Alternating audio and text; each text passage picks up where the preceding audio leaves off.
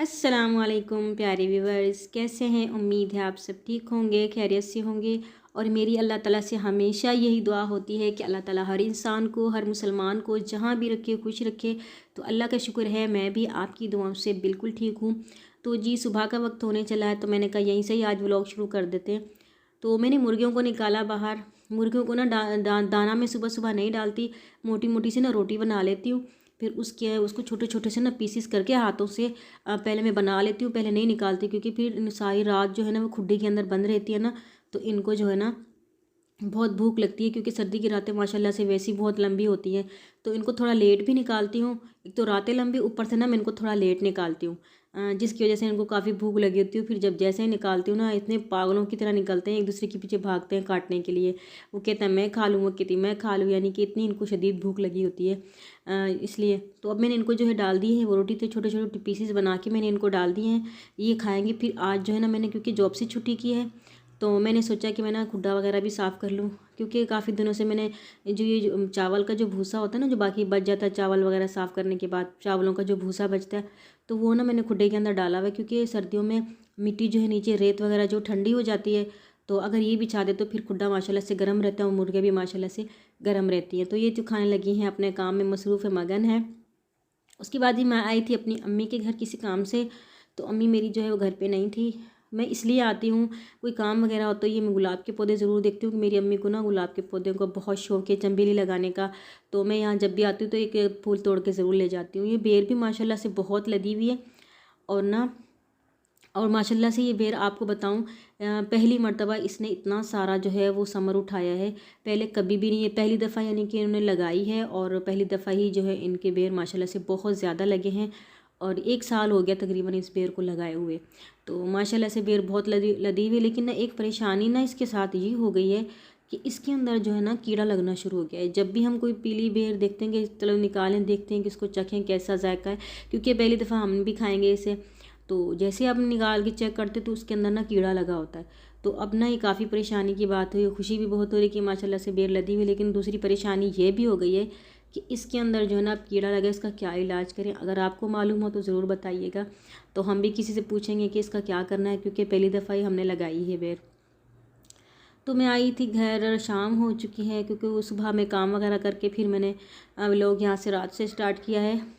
तो रात में जो मेरे पास दोपहर में आया था गिफ्ट, साग और दोपहर का खाना जो है मैंने खाया नहीं। तो कुछ ना डाइटिंग वगैरह का सिलसिला चल रहा है, तो उसमें क्या करती हूँ कि दोपहर में कुछ नहीं खाती और एक साथ रात में खा लेती हूँ। अगर मैं दोपहर को खा लूँ तो फिर रात में नहीं खाती।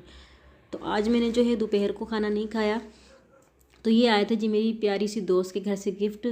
तो माशाल्लाह से बहुत ज़ायकेदार था, लजीज था। और साग तो वैसे भी माशाल्लाह से सर्दियों की एक ख़ास रेसिपी होती है, और ना सौगात भी होती है। हम जब भी कोई एक पकाता है तो एक दूसरे को ना हम लाजमी देते हैं। तो माशाल्लाह से बहुत मज़े का बना हुआ है। तो एक और दूसरा ये ना कि अगर आप मेरे चैनल पर नए हैं तो प्लीज़ चैनल को सब्सक्राइब कर दें, बेल आइकन को ज़रूर प्रेस कर दें, और मेरी जो भी नई वीडियो है ताकि सबसे पहले आपके पास पहुंच सके। और ना वीडियो को पूरा ज़रूर देखा करें, और लाइक और कमेंट भी ज़रूर किया करें, ताकि हमारी जो है मज़ीद हौसला अफजाई हो। आजकल फुप्पो की बीमारी की वजह से ना दिल थोड़ा परेशान है, क्योंकि दुख सुख तो इंसान के साथ ही होते हैं। हर कोई, अगर दुख है तो साथ में सुख भी होता है, और सुख है तो साथ में दुख भी होता है। लेकिन ना थोड़ी परेशानी है, कोई भी फ़ोन आता है या कोई मसला होता है तो फ़ौरन दिल में यही परेशानी होती है, क्योंकि फुप्पो को दोबारा से हॉस्पिटल में एडमिट होना पड़ा है। तो अब देखें वो क्या कहते हैं। लेकिन ना दिल में ना थोड़ी सी परेशानी रहती है। अगर कोई भी परेशानी होती है तो सारे जो है फैमिली मेम्बर्स जितने भी होते हैं, ख़ानदान वाले बहुत परेशान होते हैं। और मैं से भी, मेरा दिल तो वैसे भी बहुत छोटा है। तो मैं हर वक्त अल्लाह ताला से दुआ करती हूँ कि अल्लाह ताला मेरी फुप्पो को जो है ना सेहत वाली लंबी ज़िंदगी अता करे। तो इसी तरह मैं याद करती हूँ दुख सुख, क्योंकि हर इंसान के साथ जुड़े होते हैं। तो मेरे साथ भी कुछ काफ़ी हादसात हो चुके हैं, मैं कभी आप लोगों से अगली वीडियोस में शेयर करूँगी। क्योंकि अगर हम कभी जो है ना समझते हैं कि फ़लाँ इंसान जो है ना बहुत खुश है और इसको कोई दुख नहीं है, और इस ये ऐसे खुश रहता है, हंसता मुस्कुराता रहता है, इसको तो कोई परेशानी नहीं है। लेकिन असल में ऐसा होता बिल्कुल भी नहीं। लोग जैसे हम सोच रहे होते हैं ना, वैसा नहीं होता। अगर हम उसको पूछें ना, उससे जाकर पूछें कि तुम हंसते मुस्कुरा, उसके पास इतने ज़्यादा गम निकलते हैं कि हम कहते हैं हमारा गम तो बिल्कुल ही छोटा सा है। तो इसी सोच से ना थोड़ी तसल्ली मिलती है कि चलें कोई बात नहीं, बहुत सोचो हम फिर भी अच्छे हैं, अल्लाह ताला ने हमें खुश रखा है। तो इसी में ना सब्र शुक्र के साथ जो है हम रहना सीख लें। तो इमोशनल स्टोरीज़ तो हर किसी के साथ होती है, मेरे साथ भी इमोशनल स्टोरीज़ काफ़ी सारी हुई हैं। तो एक जो है ना बहुत ज़्यादा थी, जब मेरा मिसकैरेज हुआ था, यानी मेरा 7 मंथ का बेबी हुआ था, तो वो दिन मुझे कभी भी नहीं भूलता। अल्लाह ऐसा दिन किसी को भी नहीं दिखाए। तो जी वो फिर मैं कभी किसी वीडियो में आपके साथ शेयर करूँगी। तो यहाँ जो है मेरे हस्बैंड लाए थे मूंगफली और सोना हलवा। मूंगफली तो मुझे बहुत ज़्यादा पसंद है, तो सोना हलवा भी हम लोगों की यहाँ गांव की सौगात है। यहाँ मेवे वाला भी मिलता है और बगैर मेवे वाला भी। तो जी तो मैंने कहा चले रात में थोड़ा सा टाइम मिला तो बैठ के खा लेते हैं। तो मूंगफली के साथ साथ अगर मीठा थोड़ा चख लिया जाए तो फिर क्या ही मज़ा होता है। तो आइए आप भी खा सकते हैं हमारे साथ। तो मूंगफली जो माशाल्लाह हमारी जो एरिया में मिलती है ना, तो बिल्कुल ताज़ी होती है और उसी वक्त ना भून कर देते हैं। और वो छिली हुई भी मिलती है, लेकिन मुझे छिली हुई से मज़ा नहीं आता, क्योंकि अगर इसको छील के खाया जाए तोड़ तोड़ के तो बहुत मज़ा आता है।